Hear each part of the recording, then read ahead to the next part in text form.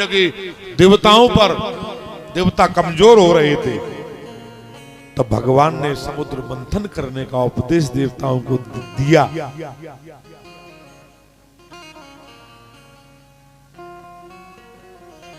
जब दैत्य गणों के देवगण सह ना सके प्रहार, करुणा करके यहाँ करनी पड़ी पुकार। देवता के लिए समुद्र मथने में योग नहीं थे। राक्षसों और देवताओं की आपस की द्वारा दोनों ने मिलकर के समुद्र का मंथन शुरू किया। पासुकी नाम की कड़ेनियां बनाई गई और मंदराचल नाम के पर्वत की रई बनाई गई मथने के लिए।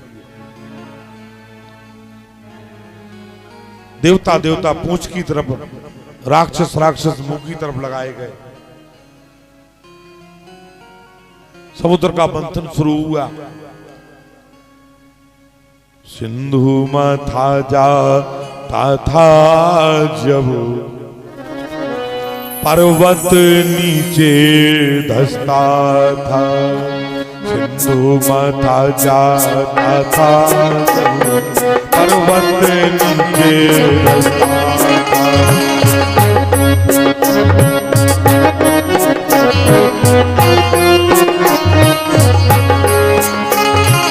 देवों और दैत्यों ने रोका, रोके से नहीं रुकता था। उन्हें रोका, रुके नहीं रुकता था। देवों और दैत्यों ने रोका, रोके से नहीं रुकता था। देवों और दैत्यों ने रोका, रुके से नहीं रुकता था। सिंधु मथा जाता था जब पर्वत नीचे धंसता था।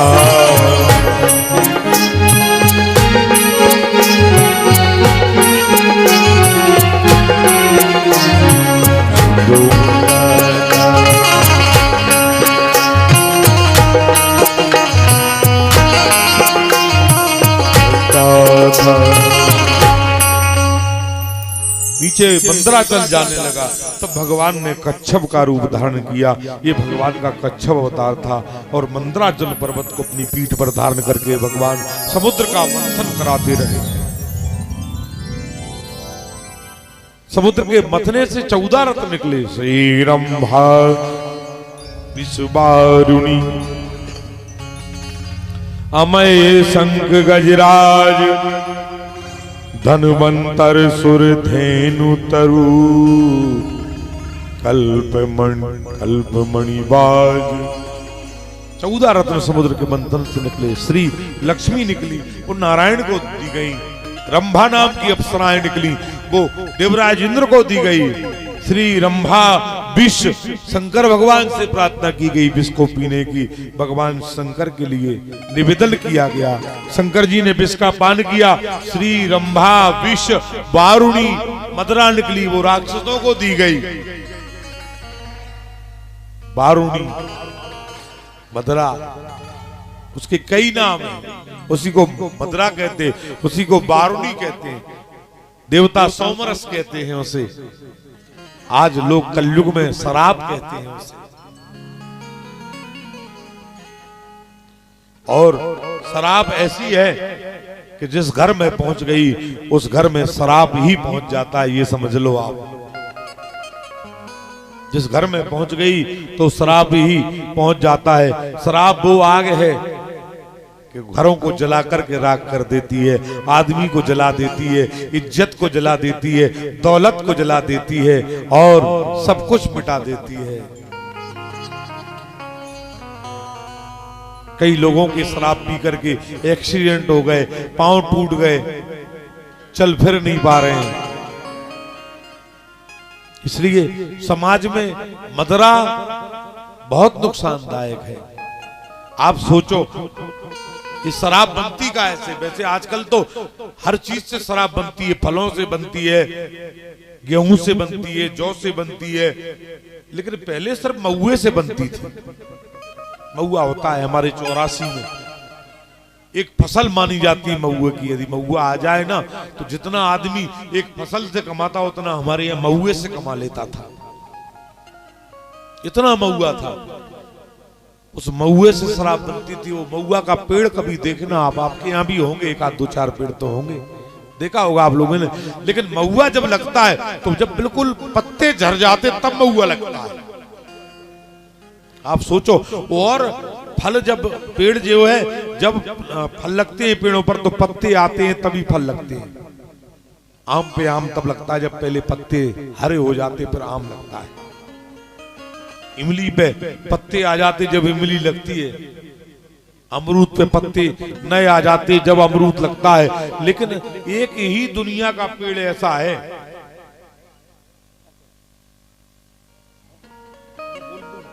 मैं बोलूंगा आपसे जब बोला, तो एक ही पेड़ ऐसा है दुनिया का कि जब पत्ते झड़ा करके फलता है, जो पूरा झड़ जाता है। पात झड़ा के फरत है ताए जानियो महुआ, ओ बेबी ऐसे झड़ेंगे जो पिएंगे महुआ। जो इसको पिएंगे बेबी ऐसे ही झड़ जाएंगे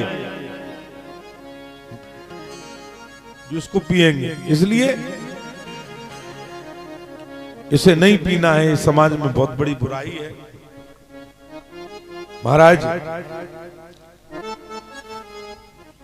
देवताओं ने राक्षसों को दे दी, देवताओं के काम की चीज नहीं है, राक्षसों के काम की चीज है। हमें देवता बनना है, राक्षस नहीं बनना है, इसलिए इसे पीना नहीं है। जब समुद्र के मंथन से अमृत निकला तो भगवान धन्वंतरी का अवतार हुआ। स्वयं भगवान अगले अवतार में धन्वंतरी बन करके अमृत का कलश लेकर के प्रकट हुए और देवताओं को अमृत देकर के अदृश्य हो गए। देवता राक्षस आपस में लड़ने लगे, पहले हम पिएंगे, वे कहते हम पिएंगे। अब पहले दिया किसको जाए पीने के लिए, अमृत तो उतना ही था। महाराज, तब भगवान विश्वमोहिनी का प्रादुर्भाव हुआ। भगवान को अगला अवतार लेना पड़ा, विश्वमोहिनी अवतार। ये भगवान का अगला अवतार था। विश्वमोहिनी समुत्पन्ना विश्व मोहम च प्रियोजिता। भगवान विश्वमोहिनी बनकर के विश्व को मोहित कर लिए। अमृत परोसने का काम भगवान ने शुरू किया। भगवान ने कहा कि देखो परोसेंगे तो हम जरूर, लेकिन शर्त एक होगी कि जो टेढ़ा हाथ करके खाएगा उससे अमृत नहीं मिलेगा। राक्षस बोले पहले हम पिएंगे, बोले ठीक है पहले आप पी लो। बड़े बड़े बांस कटवाए गए, बांसों के डंडों से हाथ बांधे गए, यहाँ बांध दिया, यहाँ बांध दिया, इतना बड़ा डंडा 4 जगह बांध दिए, वहां परोसा गया। बोले खाओ। ऐसे ऐसे हाथ टेढ़े तो हो ही नहीं उन बांसों के कारण, डंडों के कारण हाथ टेढ़ा नहीं हो। ऐसे इधर का इधर लाए तो इधर चला जाए, उधर का उधर चला जाए। राक्षसों में तो इतनी बुद्धि थी नहीं कि हम अब खाएं कैसे। ऊपर फेंकना शुरू किया राक्षसों ने, हवा तेज चला दी भगवान ने, वायुदेव ने हवा तेज कर दी, ऊपर का अमृत उड़ उड़ के जाने कहां चला गया। एक बूंद राक्षसों के मुंह में भगवान ने गिरने नहीं दिया।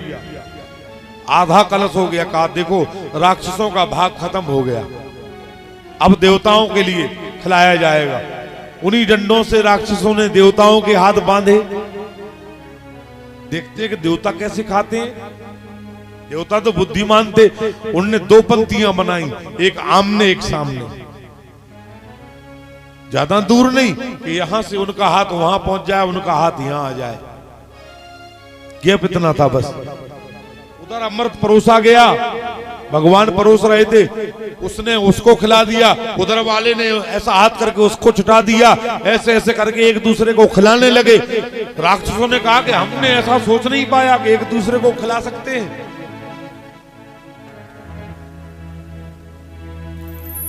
एक राक्षस था राहु नाम का, वो देवता बनकर के देवताओं की पंक्ति में सूर्य चंद्रमा के सामने बैठ गया। सूर्य ने उसको खिला दिया, उसके गले में अमृत पहुंच गया। तब तक चंद्रमा ने चुगली की सूर्य से। सूर्य चंद्रमा उठ के खड़े हुए, कहा महाराज ये राक्षस है, इसने देवता बनकर के भेष बदल के अमृत खा लिया। भगवान ने सुदर्शन चक्र से उसके गले को काट दिया, लेकिन फिर भी अमृत का प्रभाव था, वो राहु से केतु हो गया, दो हो गए, धड़ केतु और उसका मुंह राहु। मरा नहीं, अमृत का प्रभाव था, क्योंकि अमृत पीने के बाद कोई मरता नहीं है। दो हो गए, एक राहु एक केतु हो गया। राहु केतु की सूर्य चंद्रमा से दुश्मनी हो गई। कहा एक आध दिन सामने आओगे जब बताऊंगा। आज भी जब कभी अमावस्या के दिन राहु के सामने सूर्य आ जाता है तो सूर्य ग्रहण पड़ जाता है, सूर्य को निगल जाता है वो अपने मुंह में। इतना बड़ा मुंह है राहु का। और पूर्णिमा के दिन किसी दिन जो है चंद्रमा सामने आ जाए तो चंद्रमा को निकल जाता है। अमावस्या के सूर्य को और पूर्णिमा के चंद्रमा को ही ग्रहण होता है। दोज और तीज के चंद्रमा को ग्रहण नहीं होता, ना चौथ के ना आठे के। क्यों? क्योंकि दोज का, तीज का, चौथ का चंद्रमा टेढ़ा होता है, आधा होता है, और टेढ़े से सब कोई डरता है। टेढ़ा आदमी हो, टेढ़े आदमी से आदमी डरते हैं, सीधे आदमी से कोई नहीं डरता। उसे मिटाने के लिए देखो, मीठे गन्ने को कोल्हू में पीरा जाता है, जो ज्यादा मीठा होता है वो अपना नाश कराता है। मीठे गन्ने को कोल्हू में पीरा जाता है। तो सीधे आदमी को सब लोग डरा धमका देते हैं, टेढ़े को कोई धमका नहीं पाता, डरा नहीं पाता। टेढ़ जान शंका सब काहू, बक चंद्रमा किसे न राहु। जैसे टेढ़े चंद्रमा के लिए राहु निगलता नहीं, डरता है कि कहीं गले में ना अटक जाए। ये टेढ़ा है ना, ऐसा ना हो कि चंद्रमा गले में अटक जाए, फंस जाए और गोल चंद्रमा को खा लेता है। वो तो अच्छा किया भगवान ने, उसके पेट को अलग कर दिया, वरना मुंह में से पेट लगा होता तो पेट में सूर्य चला जाता तो अंधेरा हो जाता दुनिया में, सूर्य निकल नहीं पाता। भगवान जो करते अच्छा करते हैं। सुखदेव जी कहते कि हे राजा परिचित,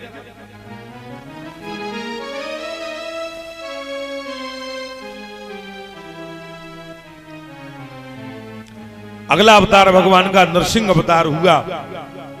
हिरण्यकश्यपु के वध के बाद, हिरण्याक्ष के वध के बाद हिरण्यकश्यपु ने उत्पात करना शुरू कर दिया और भगवान के भक्तों को सताना शुरू कर दिया। उसके यहाँ कयादु नाम की पत्नी थी।